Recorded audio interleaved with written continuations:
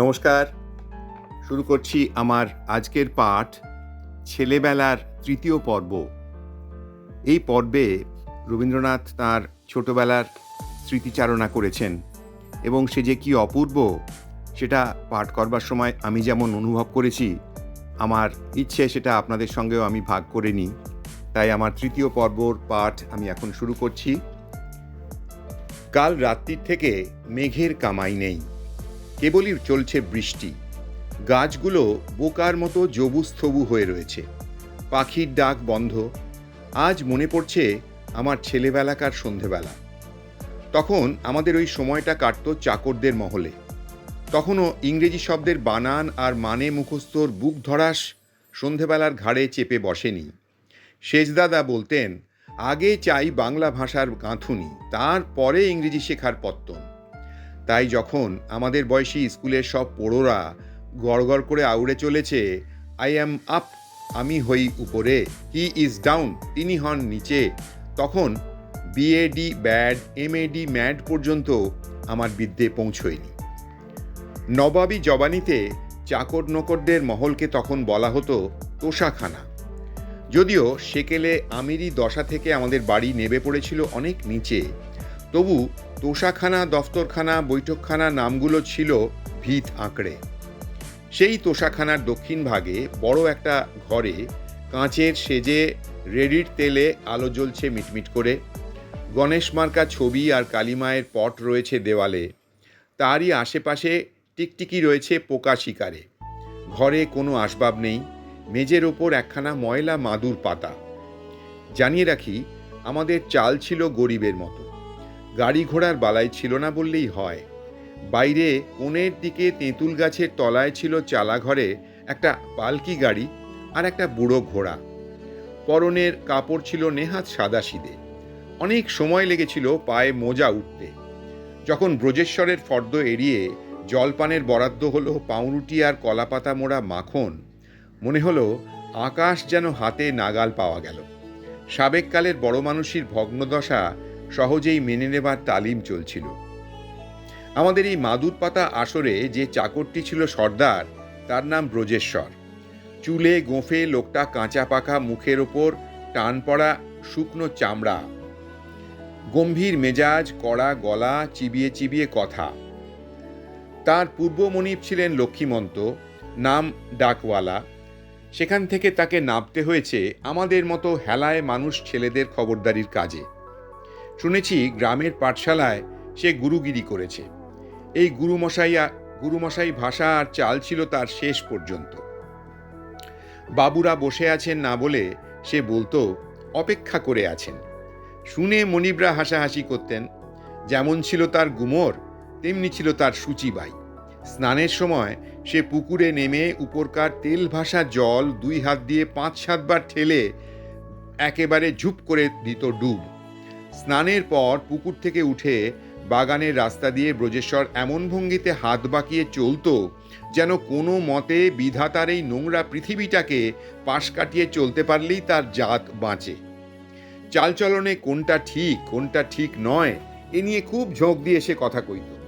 এদিকে তার ঘাটটা ছিল কিছুটা বাঁকা, তাতে তার কথার মান বাড়ত। কিন্তু ওরই মধ্যে একটা খুঁত ছিল গুরুগিরিতে। ভিতরে ভিতরে তার আহারের লোভটা ছিল চাপা। আমাদের পাতে আগে থাকতে ঠিকমতো ভাগে খাবার সাজিয়ে রাখা তার নিয়ম ছিল না। আমরা খেতে বসলে একটি একটি করে লুচি আলগোছে দুলিয়ে ধরে জিজ্ঞাসা করত, আর দেব কি?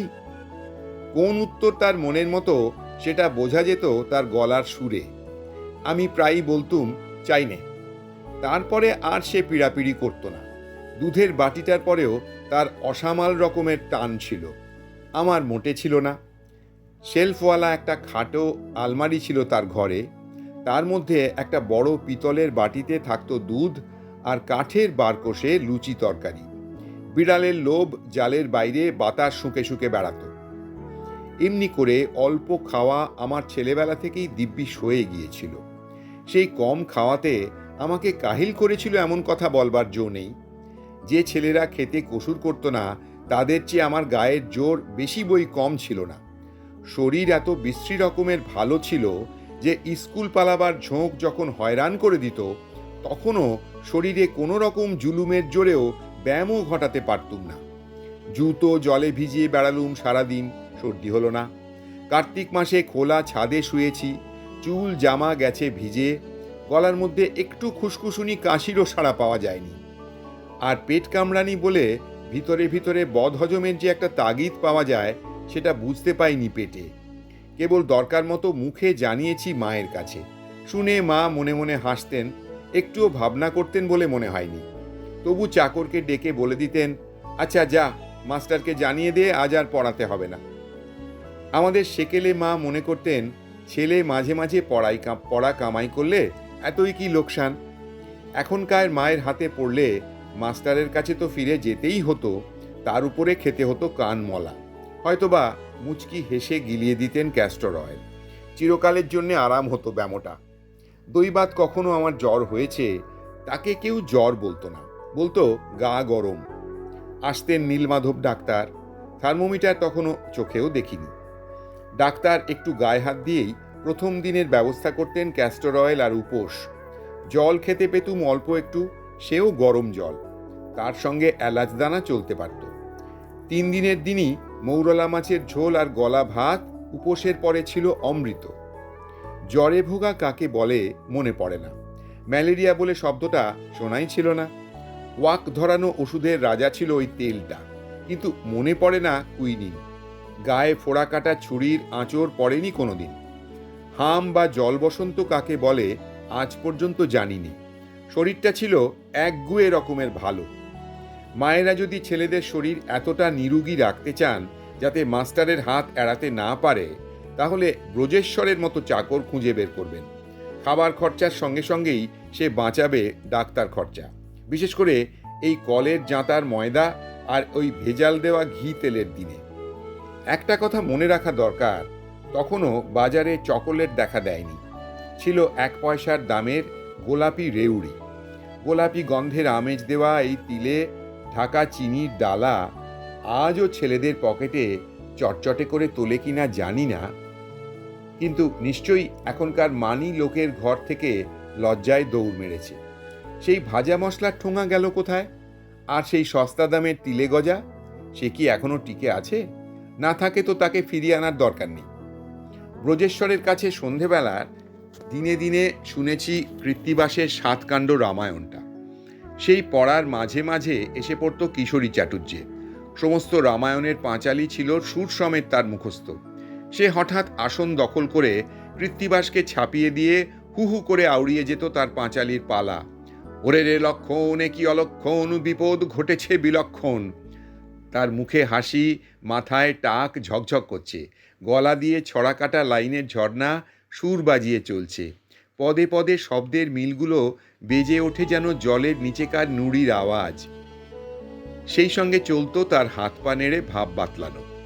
কিশোরী চাটুর্যের সবচেয়ে বড় আফসোস ছিল এই যে দাদা ভাই অর্থাৎ কিনা আমি এমন গলা নিয়ে পাঁচালীর দলে ভর্তি হতে পারলুম না। পারলে দেশে যা হয় একটা নাম থাকতো।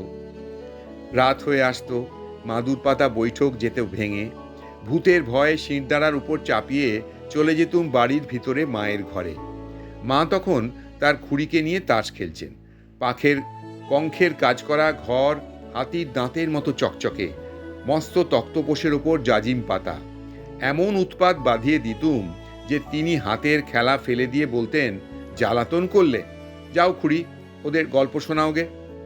আমরা বাইরের বারান্দায় ঘটির জলে পা ধুয়ে দিদিমাকে টেনে নিয়ে বিছানায় উঠতুম। সেখানে শুরু হতো দৈত্যপুরী থেকে রাজকন্যার ঘুম ভাঙিয়ে আনার পালা। মাঝখানে আমারই ঘুম ভাঙায় কে? রাতের প্রথম প্রহরে শেয়াল উঠত ডেকে। তখনও শেয়াল ডাকা রাত কলকাতার কোনো কোনো পুরনো বাড়ির ভিতরে নিচে ফুকরে উঠত। আজ এই পর্যন্ত। কেমন লাগছে এই পাঠ আমায় জানাবেন। আর আমার এই পাঠ ভালো লাগলে একটা লাইক করে দেবেন এবং চ্যানেলটি সাবস্ক্রাইব করে নিতে ভুলবেন না। অনেক ধন্যবাদ। সকলে খুব ভালো থাকবেন। নমস্কার।